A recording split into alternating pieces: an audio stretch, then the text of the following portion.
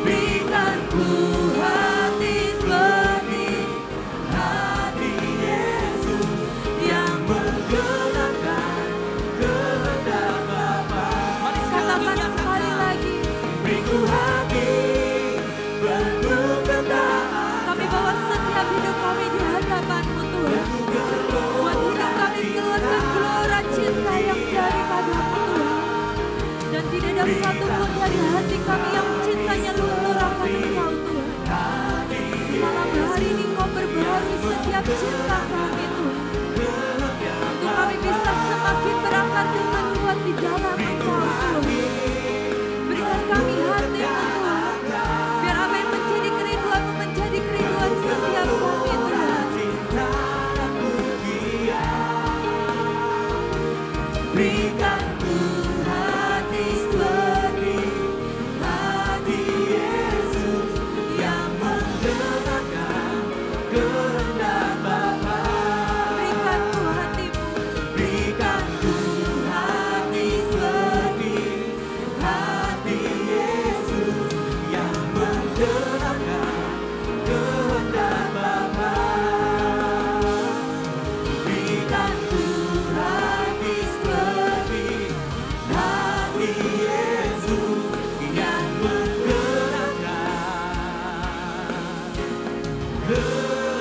kehendak Bapa.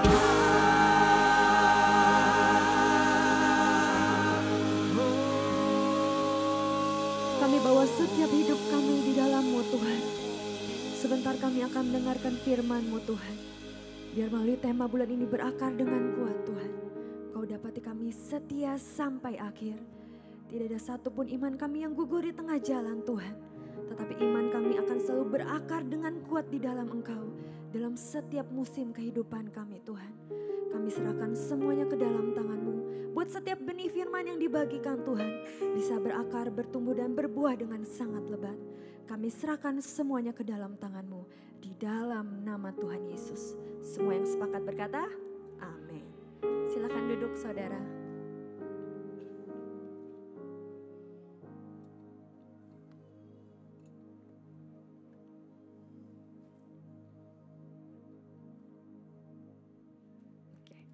Shalom. Kita sudah masuk ke dalam sebuah bulan yang baru bersama dengan Tuhan. Buat saya tahun ini Tuhan memberikan banyak penyertaannya yang sempurna. Tuhan menuntun setiap langkah kehidupan kita step by step. Asal kita mau gandol sama Tuhan, kita mau bergantung sama Tuhan. Di awal tahun Tuhan sudah memberikan sebuah tema yang besar. Temanya adalah Immanuel, seperti kata-kata yang di belakang ya. Immanuel, bahwa Tuhan yang akan menyertai setiap langkah kaki kita. Jangan pernah takut, jangan pernah menyerah, karena ada Tuhan di pihak kita. Di Israel kita sudah diberikan juga di awal tahun sebuah perjanjian cinta.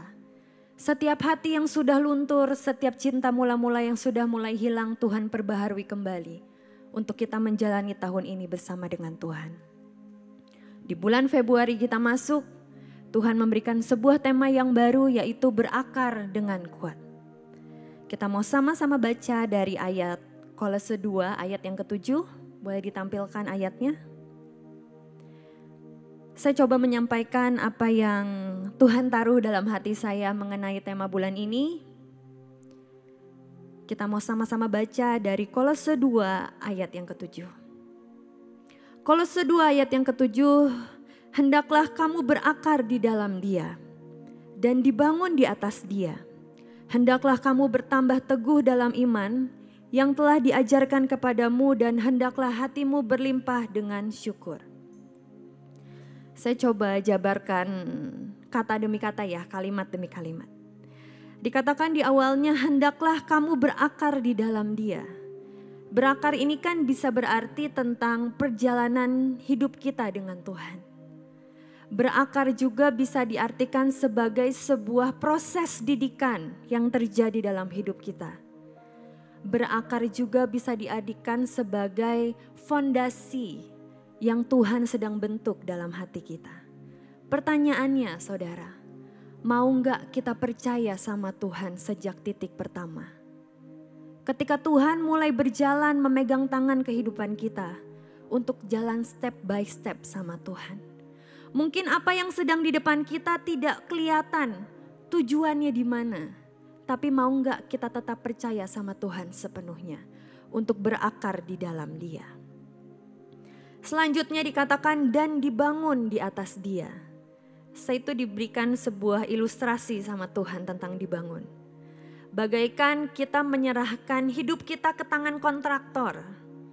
Kita percayakan semuanya ke dalam Sang Creator, Sang Pencipta. Dari dasar, dari tanah, dimulai peletakan batu pertama sampai menjadi sebuah bangunan yang indah. Mau gak kita memberikan hidup kita total buat Tuhan? Percaya sepenuhnya sama Tuhan bahwa Dia akan tetap bersama dengan kita. Sehingga apapun yang Dia bangun di atas kehidupan kita itu menjadi kuat dan kokoh. Tapi tentunya ada proses yang membuat akar itu akan masuk semakin dalam untuk memperkuat setiap kerohanian kita. Dikatakan lagi, hendaklah kamu bertambah teguh dalam iman yang telah diajarkan kepadamu. Ini kan katanya seperti sebuah reminder ya saudara, sebuah peringatan.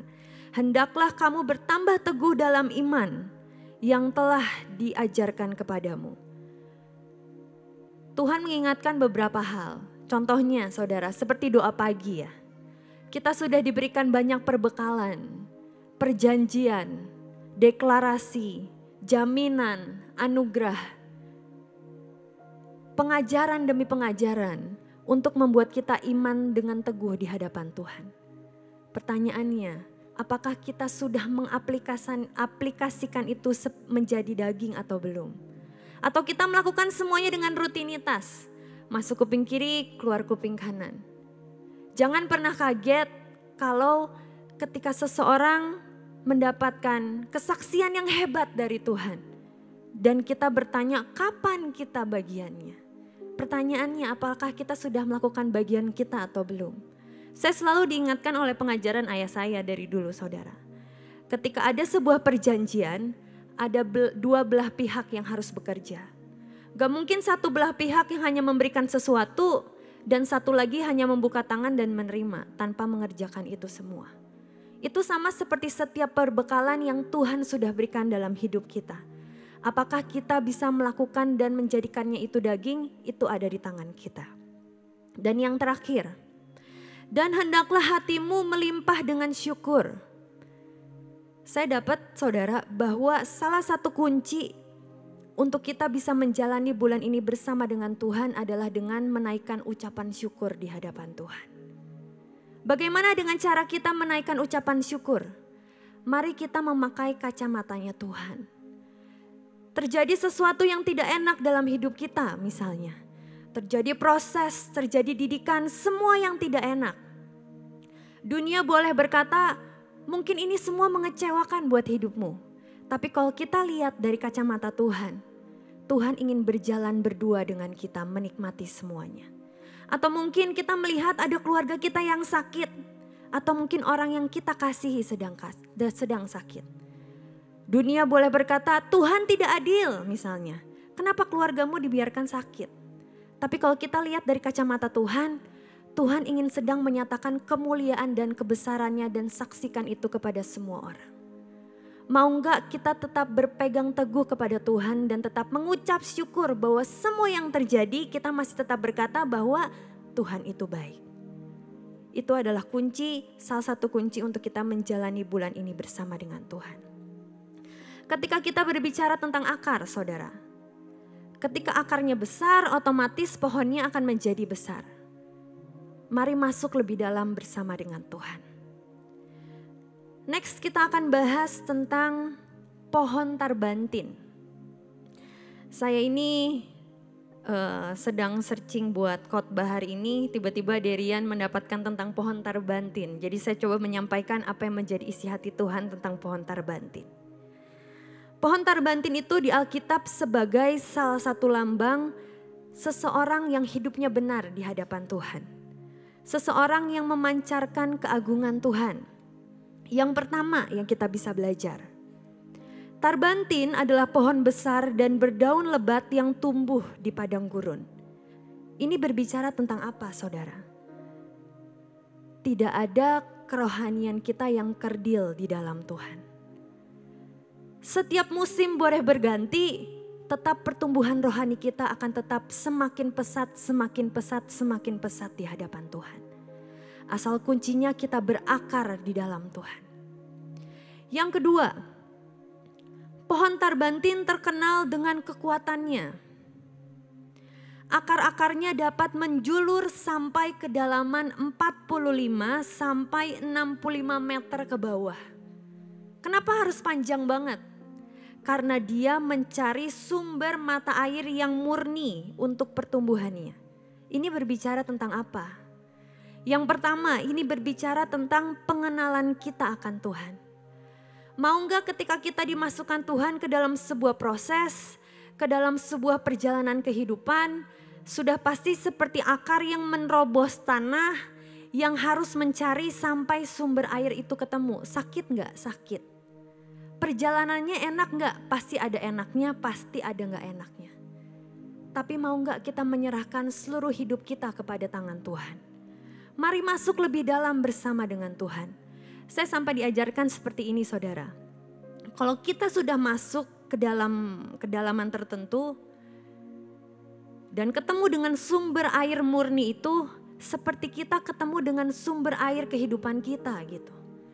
Dikatakan tidak ada lagi masa kekeringan, yang ada adalah more than enough. Kita tidak akan pernah kekurangan karena ada sumber mata air yang ditemukan. Makanya kenapa pohon tarbantin ini masuk sampai kedalaman sampai 65 meter.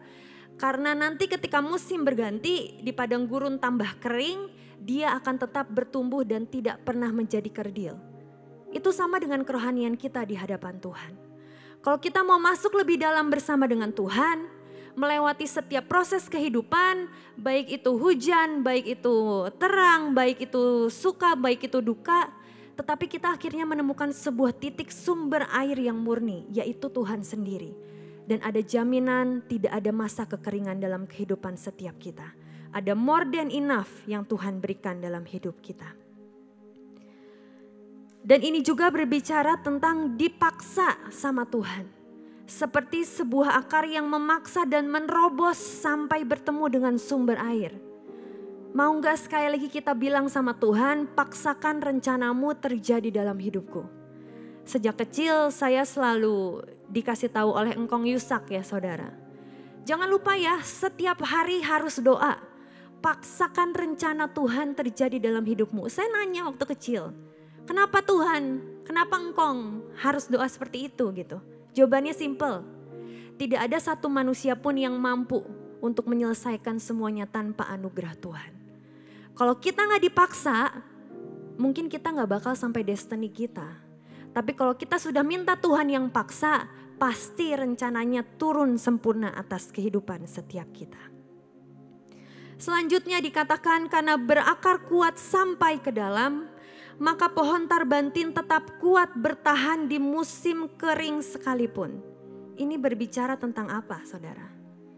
Ketika kita masuk dalam sebuah perjalanan bersama dengan Tuhan, Tuhan sudah membekali hidup kita dengan banyak hal. Seperti yang tadi saya katakan. Contoh di doa pagi, Tuhan sudah memberikan perjanjian everlasting. Tuhan sudah memberikan perjanjian kasih setia Tuhan. Ada perjanjian minyak dan anggur yang Tuhan katakan. Perjanjian minyak dan anggur berbicara tentang kita menjadi orang-orang yang dibedakan dan diluputkan. Kalau kita menjadikan itu menjadi daging, percayalah hidup kita akan dibedakan. Mungkin kita memasuki masa-masa yang tidak enak sekarang, tapi kita menjadi orang-orang yang dibedakan dengan Tuhan. Ada hati yang Tuhan taruh dalam hidup setiap kita, yang membuat kita tahu melangkah hari demi hari bersama dengan Tuhan. Saya memberikan kesaksian ya saudara sedikit. Di sini kan dikatakan pohon tarbantin ini anti masa kekeringan ya, tidak akan masuk ke dalam masa kekeringan gitu. Seseorang yang mengikuti doa pagi bagi bangsa, waktu kita pernah pelayanan, dia itu sampai ngomong seperti ini. Dia adalah seorang bendahara, dia kesaksian sedikit sebelum persembahan. Dia ngomong, Percaya enggak katanya? Semua hal yang kita lakukan itu ada hasilnya dan Tuhan bekerja dengan sempurna katanya. Saya sering mengurapi toko saya dengan minyak dan anggur katanya. Karena saya tahu pasti ada pembedaan dari Tuhan untuk umatnya. Saya lakukan dengan iman, saya lakukan dengan pengertian, saya gunakan ayatnya, semuanya saya lakukan dengan kuasa otoritas Tuhan gitu. Suatu saat masuk ke zaman COVID, jadi udah 1 tahun yang lalu kalau gak salah. Dia punya sebuah toko bangunan di daerah Jawa Tengah. Dan dia tahu dengan sangat jelas bahwa di masa COVID itu toko bangunan susah berjalan. Dia sampai berkata, siapa sih yang mau bangun rumah katanya di masa seperti itu. Orang lain justru takut katanya di dalam rumah. Tapi yang aneh saudara, istrinya adalah seorang pendoa. Dia sampai ngomong sama istrinya setiap hari kalau penjualannya turun, ayo doa lebih kenceng, ayo doa lebih kenceng katanya. Sampai suatu saat dia menyaksikan kebesaran Tuhan. Tiba-tiba dia lagi sepi, banyak truk datang. Dia sampai bingung kewalahan, dari mana katanya. Saya dari luar pulau sampai nyebrang pakai kapal katanya. Mau apa ke sini? Saya mau beli besi di tempat Bapak. Saya dengar besi di tempat Bapak paling murah katanya. Singkat cerita diborong sekian ratus juta. Dan dia sampai terbengong-bengong saudara. Kok bisa ya kata dia. Di tempat lain masa kekeringan sedang terjadi. Tapi kok Tuhan tidak pernah lepaskan kendalinya atas keluarga saya. Terjadi pembedaan untuk anak-anak Tuhan. Jadi saya ingatkan sekali lagi, mari lakukan semuanya dengan pengertian. Mari lakukan semuanya dengan kesungguhan hati, dengan otoritas Tuhan. Biar apapun perbekalan yang sudah Tuhan berikan, kita jadikan daging dan nyata atas kehidupan kita. Selanjutnya, pohon tarbantin tidak akan kekeringan karena memiliki sumber mata air murni segar yang tidak pernah kering ya. Tadi kita sudah bahas, tetapi yang mau saya tekankan adalah kalau kita sudah menemukan sumbernya, percayalah more than enough akan menjadi kehidupan setiap kita. Tapi sekali lagi yang Tuhan ingatkan dalam hati saya, ini bukan masanya kita hidup dengan Tuhan semata kaki. Semata kaki itu kita masih punya chance untuk keluar dari kolam dan masuk lagi. Oh mungkin dunia sedang menyenangkan kita keluar, bertemu dengan teman-teman kita. Tapi kita butuh Tuhan masuk lagi. Ini bukan saatnya kita hidup sedengkul. Sedengkul masih bisa keluar enggak? Masih bisa. Oh di luar terlihat meyakinkan, kita keluar. Oh di dalam kita perlu Tuhan, masuk lagi. Ini saatnya kita tenggelam bersama dengan Tuhan. Tenggelam dalam keintiman bersama dengan Tuhan saudara. Udah bukan saatnya kita keluar masuk, keluar masuk. Tanda-tanda zaman sudah mulai bermunculan, mari kencangkan ikat pinggang kita. Mari masuk lebih dalam bersama dengan Tuhan. Tangkap apa yang menjadi kerinduan Tuhan dan jadikan itu daging. Yang terakhir tentang pohon tarbantin. Daunnya lebat dan rindang, sehingga seringkali menjadi tempat berteduh dan beristirahat untuk orang-orang yang lewat. Ini berbicara tentang apa? Ini berbicara tentang setiap berkat yang didapat, bukan hanya untuk kehidupan kita, tetapi bisa untuk orang-orang yang ada di sekitar kita. Kepanjangan tangan Tuhan bisa menjadi hidup kita. Kita bisa menjadi alatnya Tuhan untuk menebarkan setiap berkat-berkat Tuhan. Tetapi semua pilihan ada di tangan kita saudara. Mau gak kita melangkah bersama dengan Tuhan walaupun mungkin ujungnya gak pasti. Tapi Tuhan mungkin berkata, ayo nak melangkah, ayo nak melangkah. Karena kita tidak pernah tahu suatu saat kehidupan kita akan sangat berdampak untuk orang-orang di sekitar kita. Saya punya kesaksian saudara. Ketika kami ke Israel bulan Januari, itu adalah sebuah langkah iman yang sangat besar menurut saya. Untuk saya dan ibu saya. Saya sama ibu saya berkali-kali ditawarkan, ayo bikin tur ke Israel gitu kan. Dulu ketika ayah saya masih ada, Pak Daniel masih ada, dia selalu pergi ke Israel. Bahkan bisa setahun 2 kali, setahun 3 kali gitu. Bahkan dia sampai bilang Israel itu seperti my hometown katanya dia. Rumah untuk saya katanya. Singkat cerita ketika kami ditawarkan, saya ngomong sama ibu saya, "Mah, ayo kita melangkah. Walaupun mungkin kita harus bekerja lebih keras," saya ngomong sama ibu saya. "Ayo mah melangkah, melangkah, melangkah," gitu. Seperti tema Immanuel, pasti Tuhan menyertai setiap langkah kaki kita. Kalau dulu turnya itu ayah saya yang take over semuanya. Ibu saya beberapa kali jadi TL, tetapi kalau ibadah dan lain-lain beliau yang take over semuanya gitu. Kami berangkat, kami berjalan bersama dengan Tuhan, dan Tuhan cuma berkata, "Ayo jalan, aku akan menuntun, aku akan menyertai," gitu. Dan puji Tuhan saudara, banyak kesaksian dari sana. Tuhan banyak menjumpai kita di beberapa tempat yang penting gitu. Di seperti Garden Tomb, City of David, bahkan Gunung Hermon. Ada grup yang sebelumnya mereka mau pergi ke Gunung Hermon, tiba-tiba kalau gak salah minus. Sehingga mereka keluar pun gak sanggup masuk lagi gitu. Tetapi ketika kita mau ke sana, kita benar-benar doa, Tuhan minta cuaca yang terbaik. Dan Tuhan memberikan semuanya. Tetapi gak sampai di sana saudara. Jadi salah satu peserta tur ada seorang pasangan berangkat dari Jakarta. Mereka cinta Tuhan, mereka tapi tidak seperti awal ketika mereka bertemu dengan Tuhan. Cinta mula-mulanya sudah tidak membara lah seperti awal gitu. Bahkan di awal tur mereka sudah berkata, "Oh mungkin kali ini 90% jalan-jalan, 10% rohani ibadah," katanya. Mereka bilang hari pertama, hari kedua, kok banyak jalannya ya, kok banyak ibadahnya ya gitu. Sampai satu titik Tuhan menjumpai mereka dalam beberapa tempat gitu. Tuhan khusus datang memperbaharui cinta mereka sampai pulang akhirnya cinta mereka sama Tuhan itu benar-benar membara. Singkat cerita waktu Chinese New Year kumpul semuanya seluruh keluarga besar. Dan hal yang tak disangka-sangka, mulai kesaksian tentang Israel, kebesaran Tuhan, kesaksian tentang dia dijumpai Tuhan yang merubah hidup dia dan yang lain. Singkat cerita saudara, satu keluarga besar Tuhan selamatkan. Hanya dari 2 orang yang mau berjalan dan percaya sama Tuhan, nurut sama Tuhan.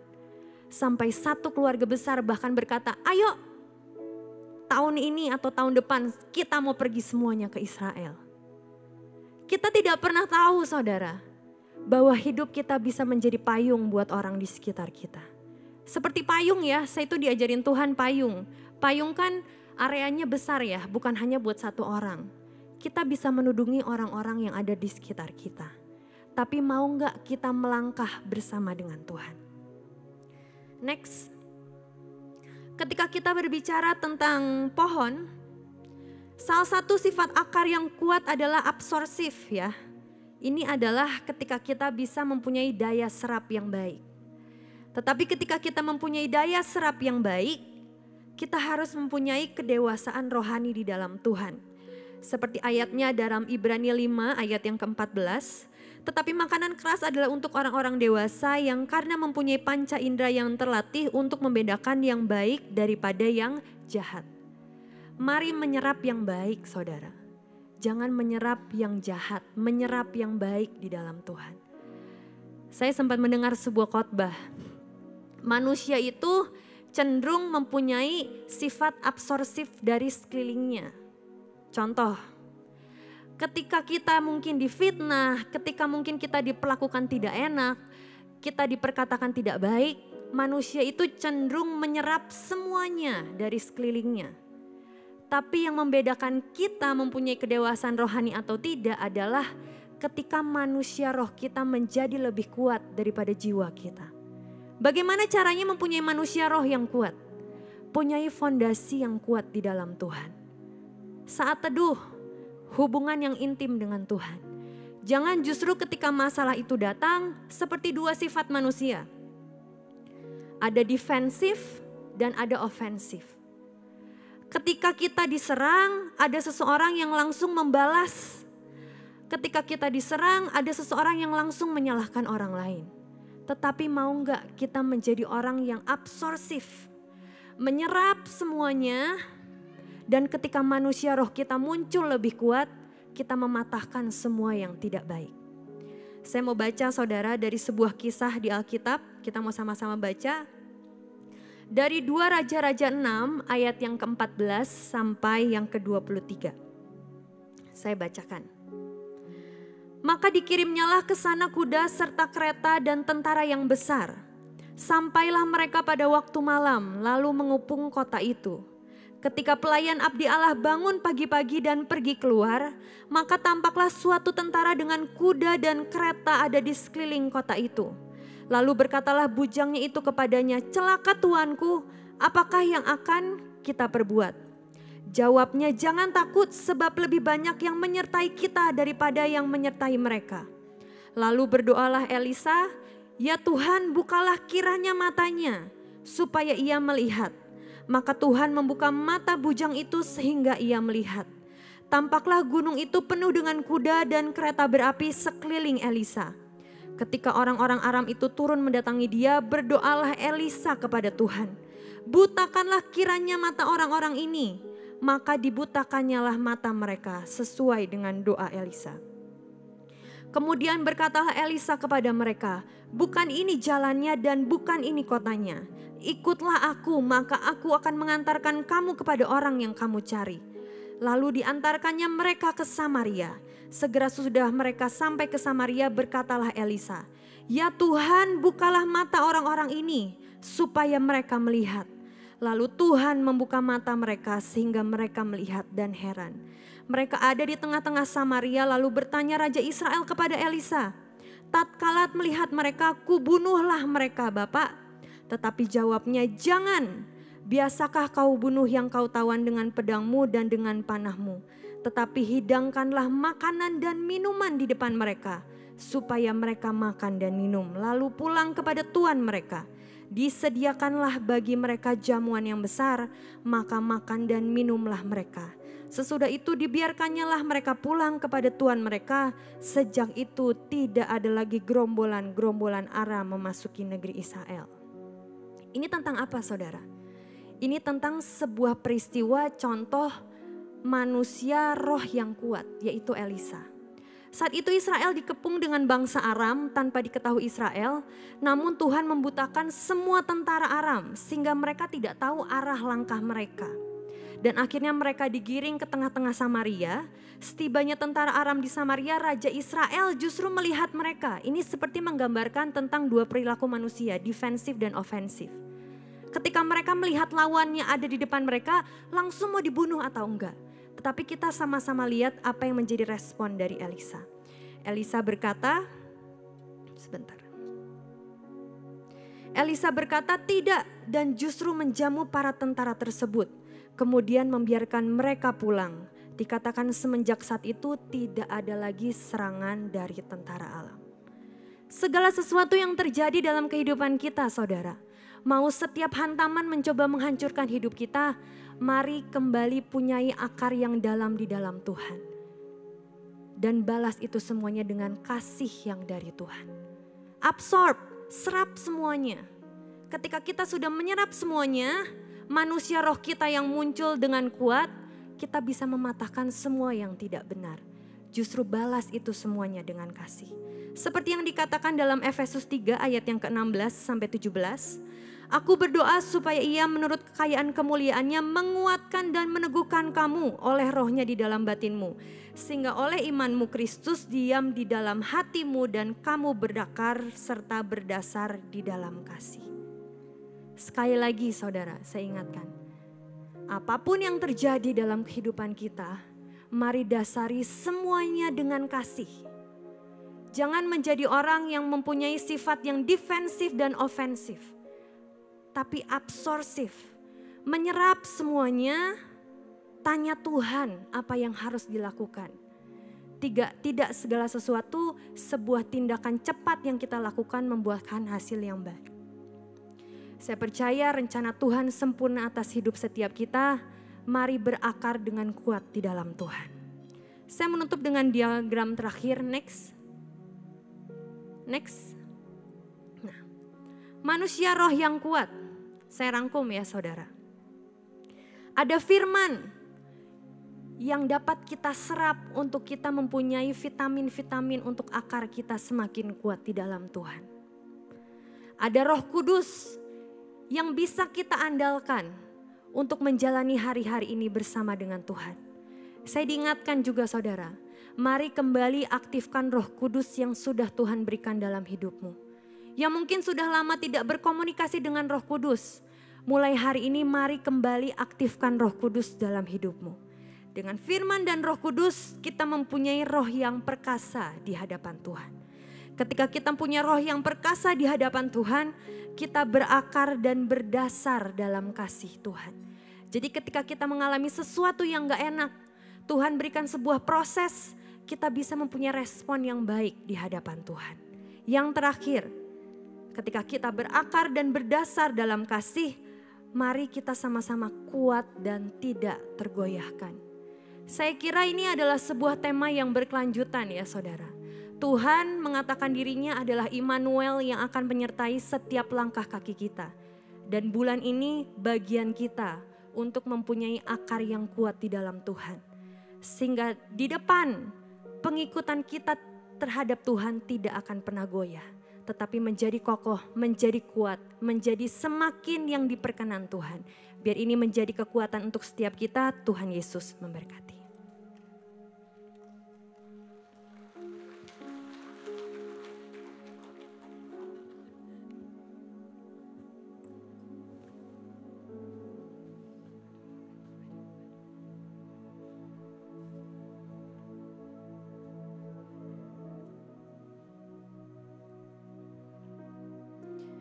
Saudara, saya menambahkan 2 poin dari yang tadi dibagikan oleh Daniela.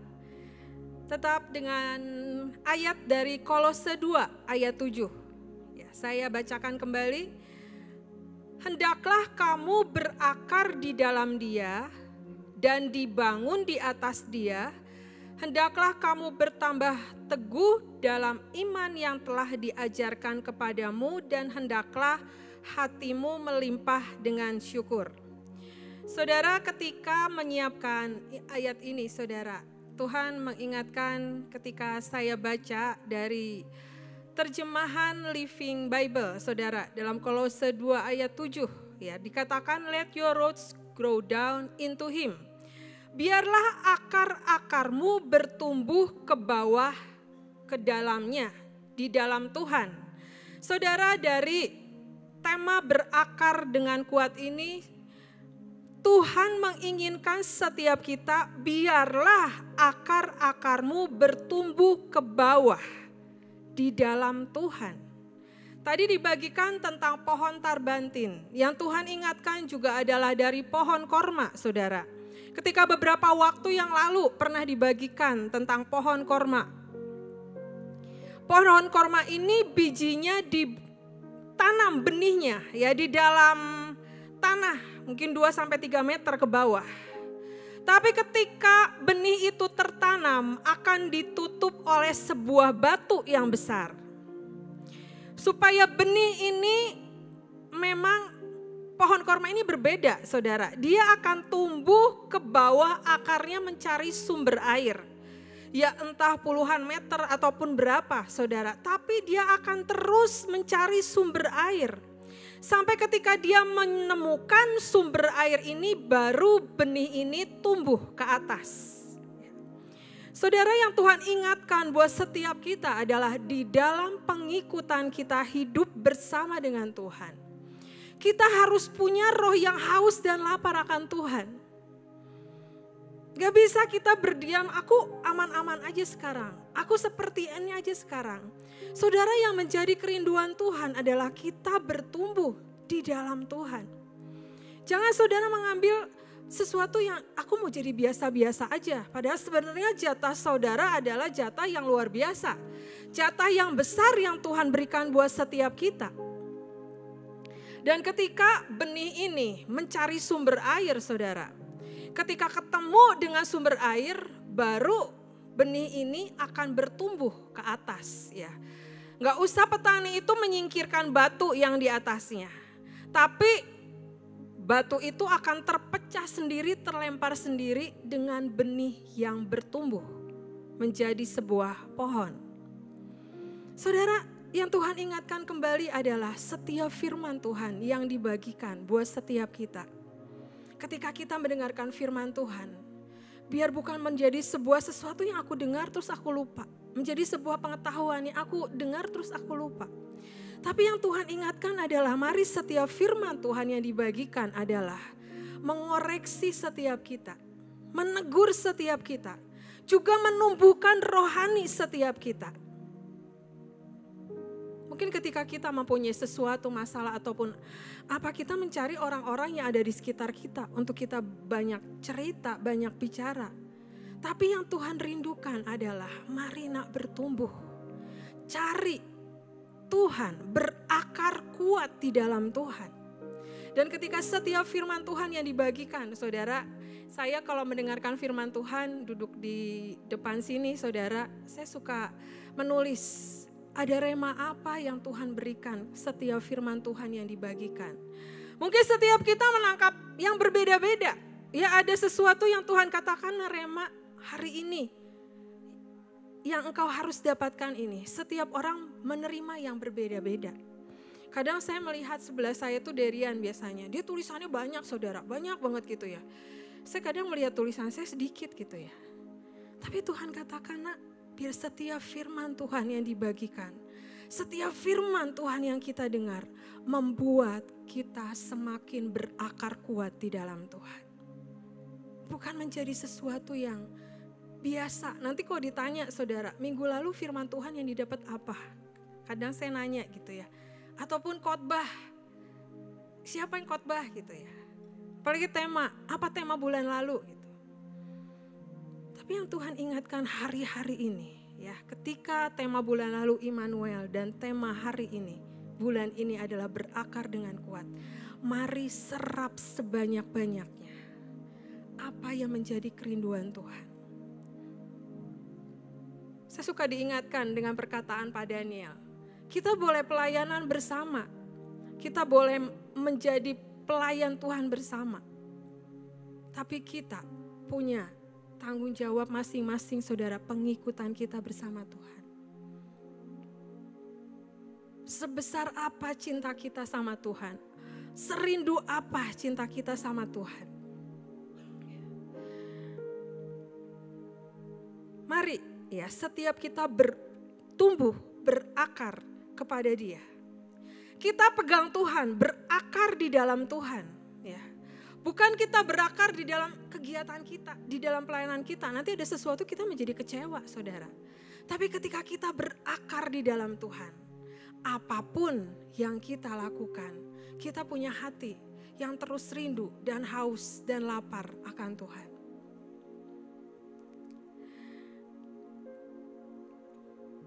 Saudara, ada sebuah kisah di dalam firman Tuhan.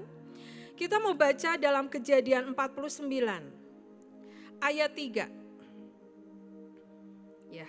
Ruben, engkaulah anak sulungku, kekuatanku dan permulaan kegagahanku. Engkaulah yang terutama dalam keluhuran, yang terutama dalam kesanggupan. Ayat 4. Engkau yang membual sebagai air, tidak lagi engkau yang terutama, sebab engkau telah menaiki tempat tidur ayahmu. Waktu itu engkau telah melanggar kesuciannya, dia telah menaiki petiduranku.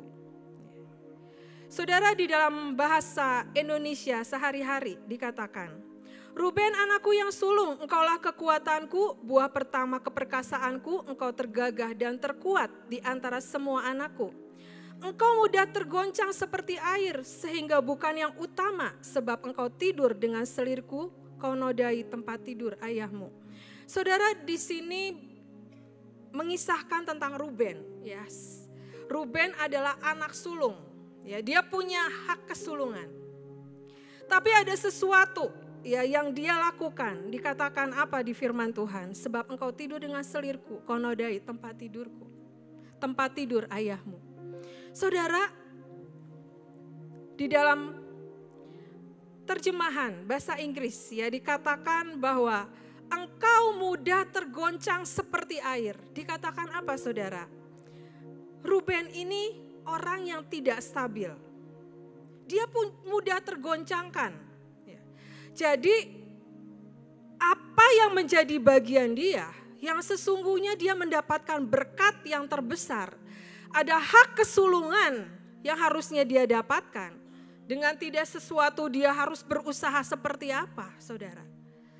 Tapi karena dia tidak punya pohon akar yang kuat, hak kesulungan itu hilang dari hidupnya. Karena ada sesuatu yang dia lakukan. Dikatakan bahwa dia menaiki tempat. Sebab engkau tidur dengan selirku. Saudara, jangan sampai ya ketika akar kita tidak kuat. Ada sesuatu yang mengalihkan kita. Dan itu ketika terjadi, berkat yang seharusnya sudah menjadi bagian kita, itu tidak bisa kita ambil. Karena apa? Karena hidup kita tidak stabil, hidup kita mudah tergoncang. Sedangkan yang Tuhan inginkan adalah mari berakar dengan kuat. Apa saudara? Berakar dengan kuat itu. Kalau akar ya saudara ada cabang-cabangnya gitu ya, kan dengan kuat gitu ya. Bagaimana dengan saat teduh kita? Bagaimana dengan keintiman kita hidup bersama dengan Tuhan? Bagaimana dengan firman Tuhan yang kita baca setiap hari? Mari hidupi saudara setiap firman Tuhan yang Tuhan berikan buat setiap hidup kita. Ada lagunya saudara, sebab dia hidup ada hari esok. Kadang apa yang kita pikirkan, ya bukan itu yang Tuhan mau. Saya kesaksian juga kemarin saudara. Beberapa waktu yang lalu saudara, ada sebuah kebutuhan yang Tuhan ingin saya melakukan sebuah tindakan yang lain. Ketika itu saya membutuhkan sesuatu, ya saya kumpulkan ya, uang kumpulkan gitu. Ada sesuatu yang harus ya dibutuhkan. Tapi ketika waktu itu saudara, Tuhan berkata lain. Tuhan berkata, nak bagi semua uang yang sudah kamu kumpulkan itu dibagi. Ya pikiran saya terpikir juga Tuhan nanti ini buat memenuhi yang ini gimana gitu ya. Nah ayo cepat respon nih. Saudara kalau kita ya disuruh Tuhan, terus kita lebih banyak mikir gak akan jadi saudara. Karena sudah jadi, ini benar atau enggak gitu ya. Saya belajar. Pokoknya apa yang Tuhan mau, aku mau lakukan. Ya saudara, dan ketika itu saya langsung, Tuhan bilang beri ini gitu ya. Udah uangnya habis yang saya kumpulkan itu. Tapi saudara, ketika ada sebuah ketaatan, ketika kita meresponi apa yang Tuhan mau, dan kita katakan aku mau belajar. Aku mau belajar berakar dengan kuat di dalam Tuhan. Dalam 2-3 hari kemudian saudara, apa yang saya tabur Tuhan gantikan 7 kali lipat. Dan Tuhan katakan, nak cukup untuk apa yang engkau butuhkan. Ya kemarin nabung saudara, tiba-tiba Tuhan gantikan 7 kali lipat, wah luar biasa gitu ya. Nah itu saudara, kadang kita berpikir bahwa mustahil, gak mungkin terjadi, apa mungkin gitu ya. Tapi yang Tuhan katakan hari ini, nak ayo berakar dengan kuat. Jangan seperti Ruben yang seperti gelombang air yang kita tidak stabil, ya ke sana ya ke sini gitu ya. Ketika kita berakar dengan kuat, ada bagian berkat yang Tuhan siapkan. Ketika kita tidak stabil, jangan sampai saudara, berkat yang sudah Tuhan siapkan, ya tidak menjadi jatah kita. Dan jangan sampai kedekatan kita bersama Tuhan menjadi rapuh. Karena kita berkata, mana Tuhan, mana Tuhan. Padahal sebenarnya yang jadi bagian kita Tuhan katakan, nah ayo berakar dengan kuat. Saudara kita mau belajar juga dari Yakub saudara. Yuk, Kejadian 25 ayat 27. Lalu bertambah besarlah kedua anak itu.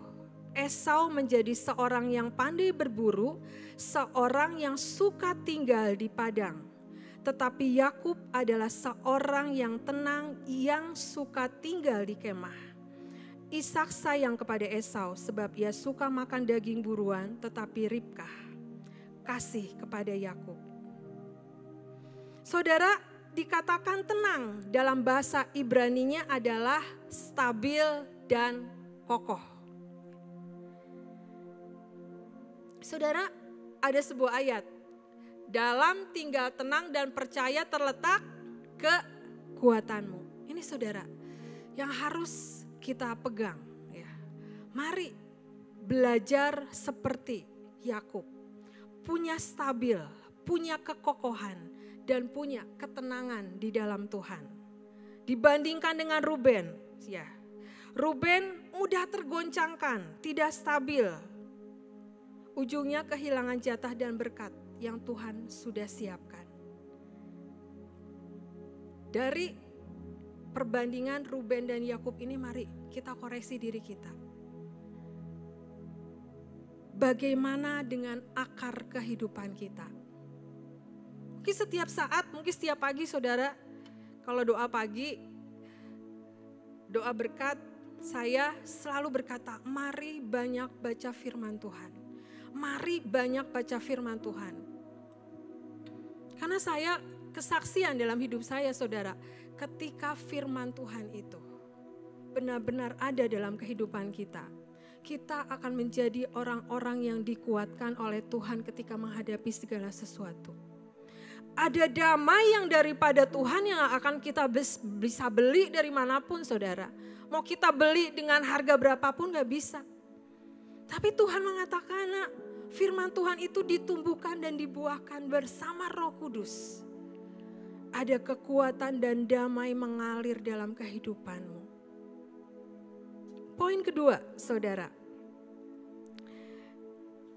Dikatakan dalam terjemahan bahasa Inggris, ya. Draw up nourishment from him. Mengambil makanan dari Tuhan. Di dalam firman Tuhan, ya, firman Allah yang hidup. Hendaklah saudara berakar di dalam Dia dan memperoleh kekuatan dari Dia.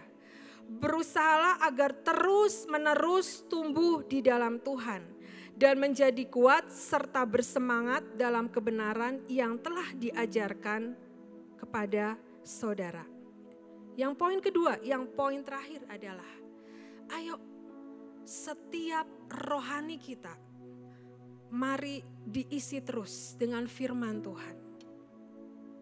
Saya mengajak setiap saudara ya yang hadir di tempat ini, yang streaming, mari setiap hari awali hidup kita baca bangun tidur dengan berdoa dan firman Tuhan.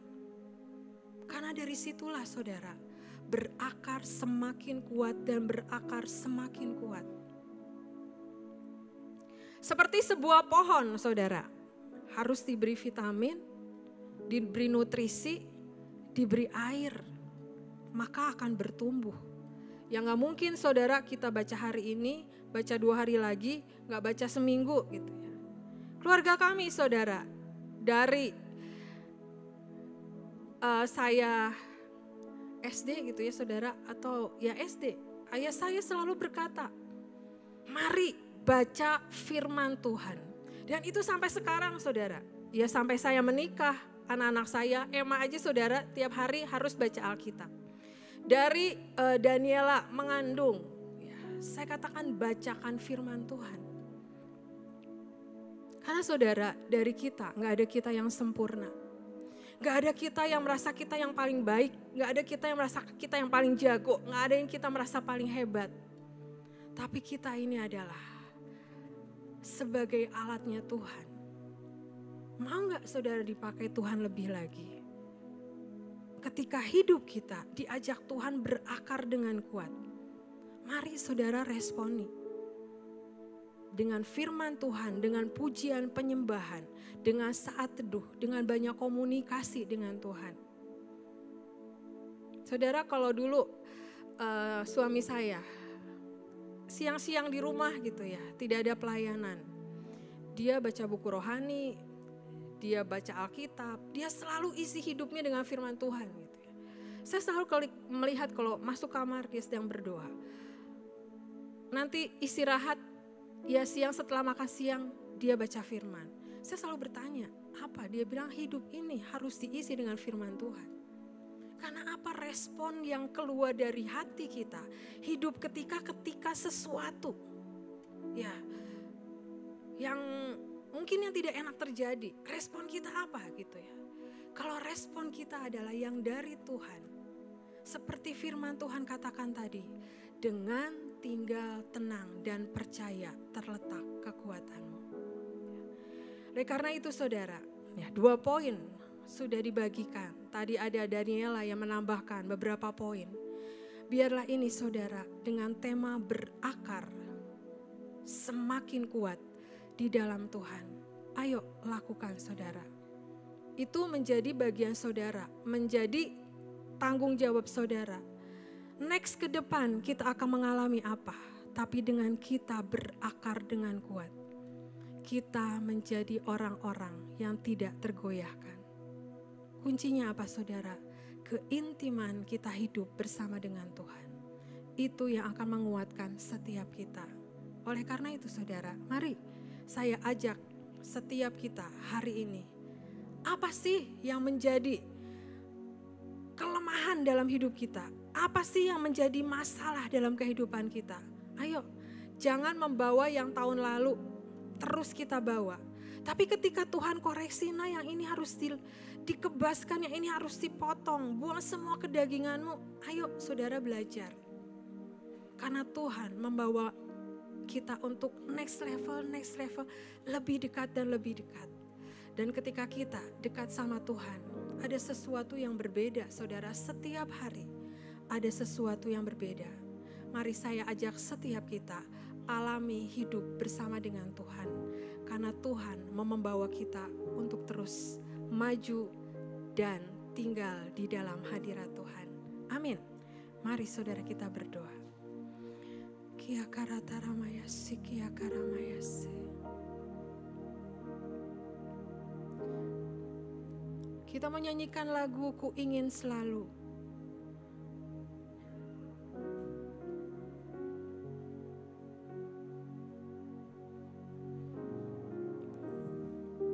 Ku ingin selalu bersekutu denganmu, menikmati hadiratmu,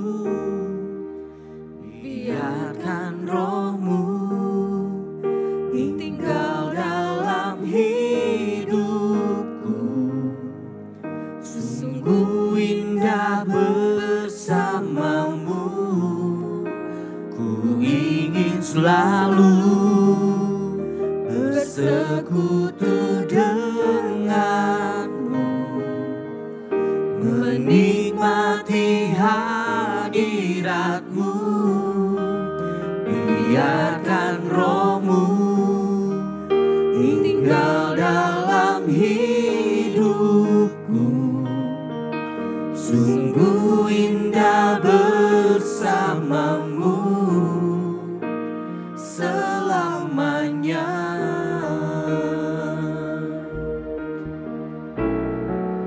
Ku ingin selalu, Tuhan, kami bawa hidup kami ke dalam tangan-Mu Tuhan. Engkau yang tahu seluruh isi hati kami. Engkau yang tahu seluruh kehidupan kami Tuhan. Tuhan, tolong setiap kami untuk kami hidup terus semakin melekat dengan Engkau. Sungguh indah Semakin melekat dengan Engkau Tuhan. Ku ingin selalu. Mari saudara kita bangkit berdiri, nyanyikan lagu ini saudara, dengan sebuah pujian yang keluar dari hati kita menjadi kerinduan buat seluruh kehidupan kita. Tinggal dalam hidupku, sungguh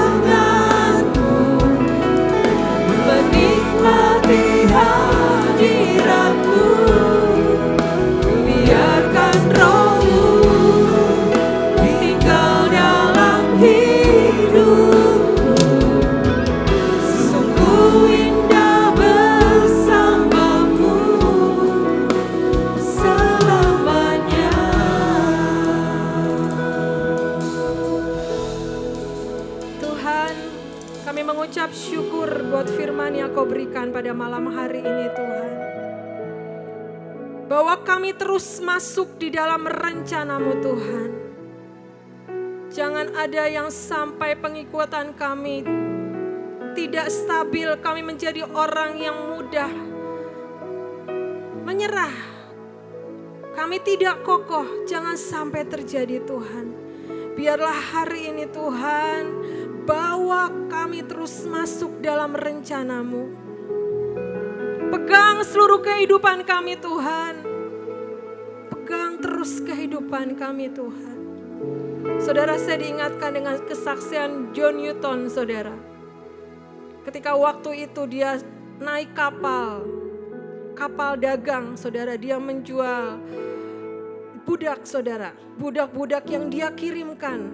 Tapi pada suatu saat, ada badai yang begitu kuat terjadi, saudara. Dan ketika itu, dia ingat pesan dari orang tuanya, ibunya. Dia berteriak, Tuhan tolong. Seolah-olah kapal itu hampir tenggelam, saudara. Dan ketika dia berteriak, Tuhan tolong, kapal itu terselamatkan. Dan pada akhirnya, John Newton ini menciptakan lagu Amazing Grace. Dan dia menjadi seorang hamba Tuhan. Saudara, mungkin kita mempunyai masa-masa lalu yang pahit. Mungkin kita mempunyai masa lalu yang tidak enak. Tapi hari ini Tuhan menarik setiap kita. Mari nak, berakar dengan kuat. Berakar dengan kuat. Berakar dengan kuat. Karena kekuatan yang daripada Tuhan itu mengalir.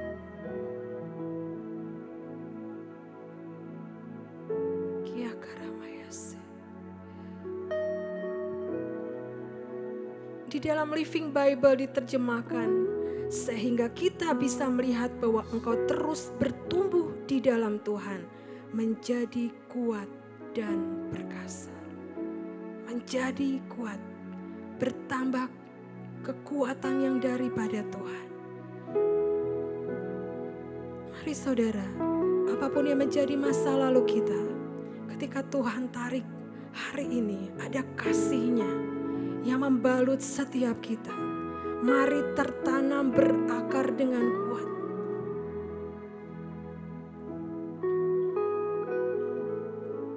Kia karata ramayasi, kia karamayasi. Kia karata ramayasi, kia karamayasi. Ku ingin selalu bersekutu denganmu,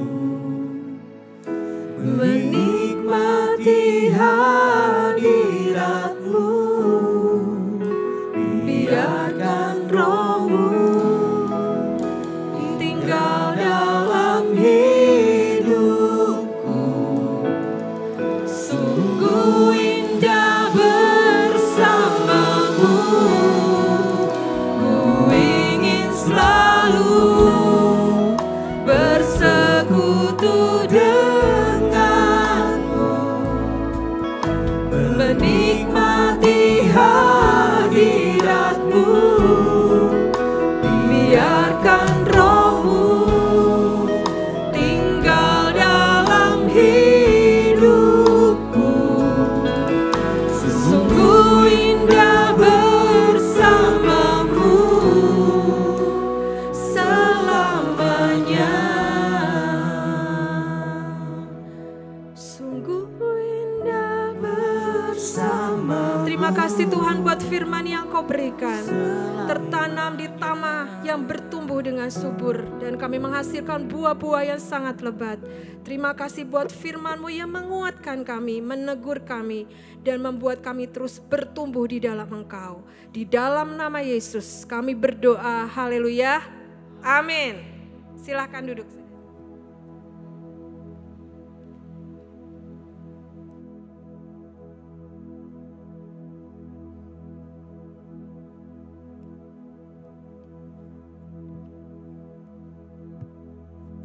Shalom saudara, jangan tegang, santai aja. Saudara, saya mau kasih short message-nya, judulnya Quality over the Quantity. Hari ini kita dikasih firman Tuhan bicara tentang banyak tumbuh-tumbuhan. Tadi Daniela bicara tentang terbantin, Ibu bicara tentang korma, saya bicara tentang duren, saudara. Jadi kalau Anda nanti pulang ditanya, temanya apa? Mengakar dengan sangat kuat. Subtemanya tumbuh-tumbuhan dan buah-buahan. Saudara, saya mau kasih, ada berapa saudara yang suka durian di tempat ini? Angkat tanganmu. Yang sisanya gak suka, benci malah. Berapa mungkin cium durian langsung pingsan. Beberapa sangat mencintai durian. Saya termasuk adalah yang suka durian. Saudara, durian itu punya banyak macam. Ada yang durian biasa, saudara, yang harganya murah. Kita temukan banyak yang bijinya lebih besar daripada dagingnya. Tapi ada durian yang mahal, saudara, yang sangat mahal. Itu bijinya lebih kecil daripada dagingnya, saudara. Jadi dagingnya tuh gede, banyak banget. Saudara, durian termahal yang pernah saya tahu ada namanya durian tembaga, itu dari Pulau Bangka, saudara. Tapi durian yang murah saya temukan banyak. Sama-sama durian, saudara. Saudara, Anda bisa bayangkan durian tembaga itu bisa harga 1 kilo bisa hampir 1 juta. 1 kilo. Jadi kalau satu buah durian harga itu mencapai 2 kilo berarti 2 juta.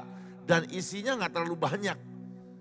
Tapi dagingnya yang tebal dan rasanya jauh lebih super, saudara. Saudara bisa bayangkan enggak? Kalau durian yang biasa bijinya, benihnya. Misalnya durian yang biasa nih ya. Ada 20 benih. Dengan satu saja durian tembaga. Menurut Anda lebih berharga mana? Lebih mahal mana, saudara? Orang akan cari yang mana? Orang akan terima, mau terima yang mana? Yang satu.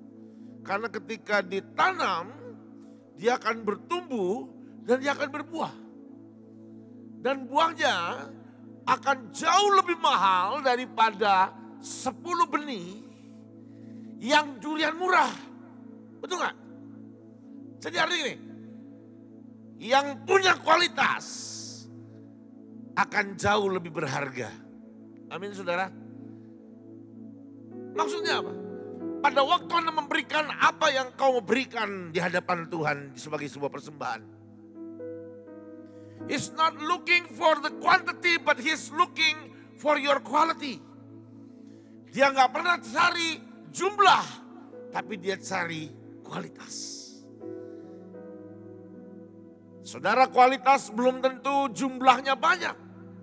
Kadang yang berkualitas jumlahnya sedikit. Tapi ketika yang berkualitas itu diberikan, maka harganya jauh lebih berharga dari yang kuantitas, yang jumlahnya banyak.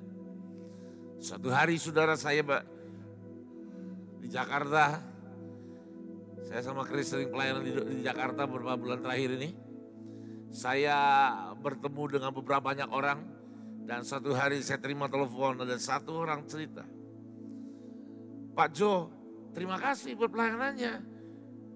Suatu hari Anda pernah sampaikan firman Tuhan tentang menabur dan lain-lain, saudara. Dan hari itu dia ikut acara retreat di Mahanaim.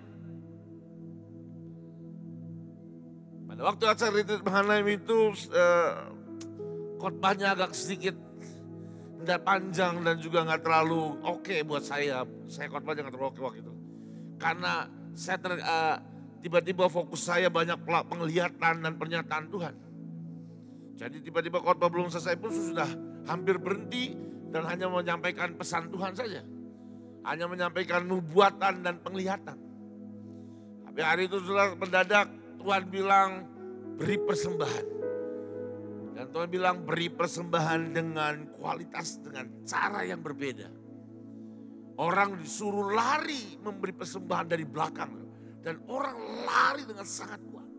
Dan orang ini adalah salah satu orang yang selama ini ngikutin terus, saudara. Dan hari itu dia lemparkan persembahan dia yang paling terakhir. Dan habis itu dia udah gak punya uang dan dia gak tahu harus gimana lagi. Saudara, dia cerita, Pak Jo tahu, sebelum pandemi saya punya income 250-300 juta setiap bulan. Dan saya memberikan persembahan dengan cara seenaknya. Tidak pernah menghargai uang. Oh iya, saya memberikan persembahan, setiap kali saya beri persembahan bisa kadang-kadang 50 juta, kadang-kadang 100 juta, kadang-kadang 30 juta. Dan hari itu, saat ketika semua usahanya hancur, pandemi saudara, rusak, hancur, bangkrut. Dan hari itu, retreat mengenai waktu itu saudara. Banyak yang ikut, sayang sekali saudara. Ada banyak hal yang luar biasa yang Tuhan tunjukkan dan yang gak ikut, ya ketinggalan lah. Tapi anyway saudara, hari itu orang ini sudah hanya tinggal punya uang 350.000. Keluarganya udah gak ada uang, dia cuma tinggal makanan di kulkas. Dia cerita gitu. Hari itu dia ambil dompetnya, dia ambil uang 300.000, dia lari ke depan, dia lempar uangnya ke mimbar saudara. Nah, itu mimbarnya dikasih seperti bendera besar saudara. Dilempar das. Pulang tanpa uang saudara. Pulang dia numpang sama temennya. Dia gak punya uang, habis uangnya. Dan berapa minggu yang lalu dia telepon cerita. Dia terima sebuah proyek tanpa modal. Tanpa modal dari dia, semua dimodalin karena dia punya keahlian di situ. Dan ketika dia masuk saudara, baru 3 minggu, ketika dia masuk, mulai mengerjakan itu. Belum selesai kerjaannya. Ada satu orang lagi dan dia berkata, wih kerjaanmu keren, cepat, hebat. Sekarang kamu kasih, bisa gak kerjain yang ini? Yang ini belum kelar, ada satu lagi. Saya sendiri lupa usahanya apa, bidang usahanya. Lalu dia bilang gini, orang yang ngasih, yang ini kamu butuh berapa? Saya kasih modal. Saya tanya berapa?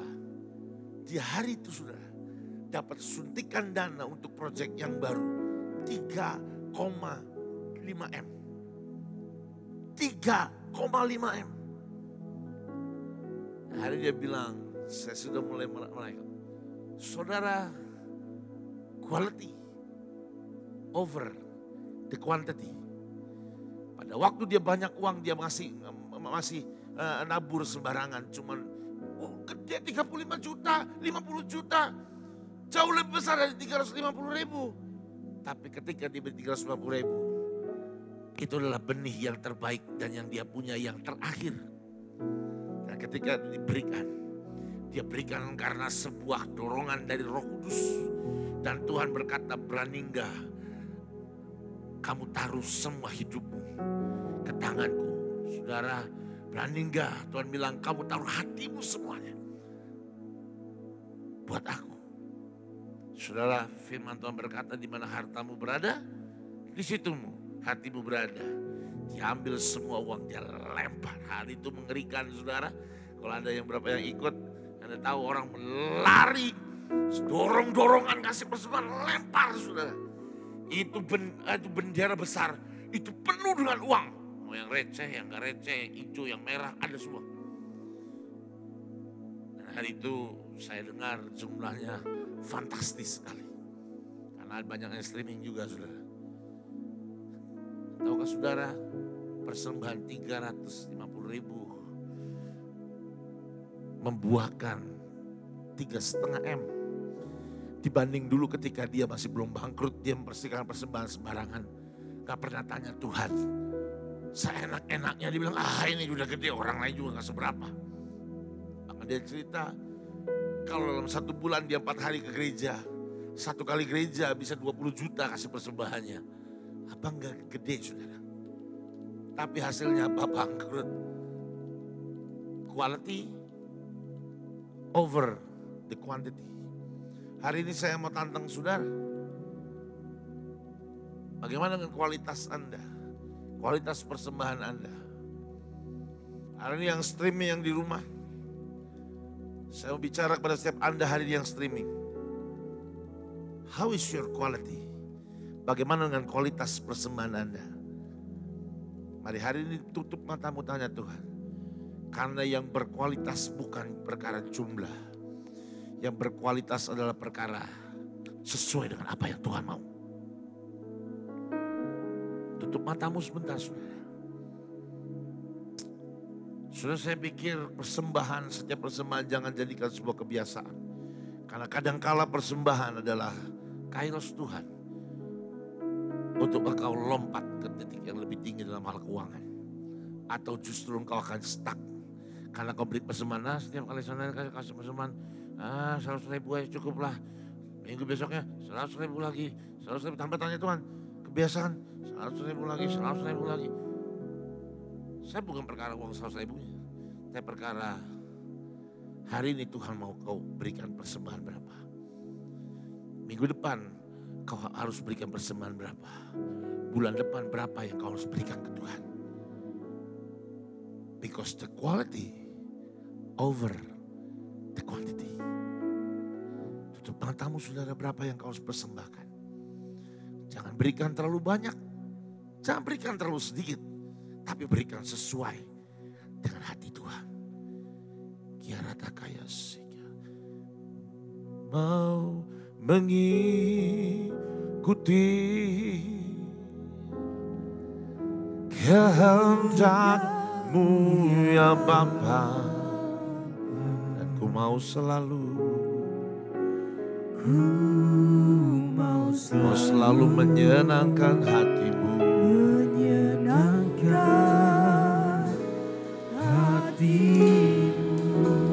Ku mau mengikuti. Kalau kau tahu, sudah tahu berapa yang kau harus persembahkan, mari lari ke depan. Taruh persembahanmu. Berikan persembahanmu. Kalau kau mau lari, kau lari ke depan, taruh. Yang di rumah, kalau kau sudah tahu berapa yang kau harus persembahkan, di layar ada nomor rekening yang kau harus kirimkan. Anda bisa transfer ke nomor rekening yang ada. Remember one thing, quality over the quantity. Kualitas mengalahkan setiap jumlah. Kaya syatakan labayas. Mari beri dengan hatimu. It's not about the numbers. Ini bukan tentang jumlah. Tapi ini tentang apa yang Tuhan yang bilang di hatimu, yang bicara di hatimu. Tuhan, mari Tuhan berkati setiap anak-anakmu hari ini. Yang sudah memasukkan, yang sedang berjalan memasuk. Mari Tuhan, biar setiap benih persembahan ini, biar menjadi benih yang sangat kuat. Engkau sudah membuktikan ketika setiap benih yang berkualitas ditaburkan, maka benih yang berkualitas itu akan bertumbuh dengan sangat kuat, berbuah dengan sangat lebat, dan semuanya dinikmati untuk kemuliaan Tuhan. Tuhan, nama berdoa setiap orang-orang yang sudah memberikan ini Tuhan. Di dalam nama Tuhan Yesus, Engkau akan membuktikan kuasa-Mu, Engkau akan membuktikan firman-Mu, bahwa apa yang diberikan dengan hatinya, maka akan menerima pelipat gandaan dan menerai. Jadi di dalam nama Tuhan Yesus,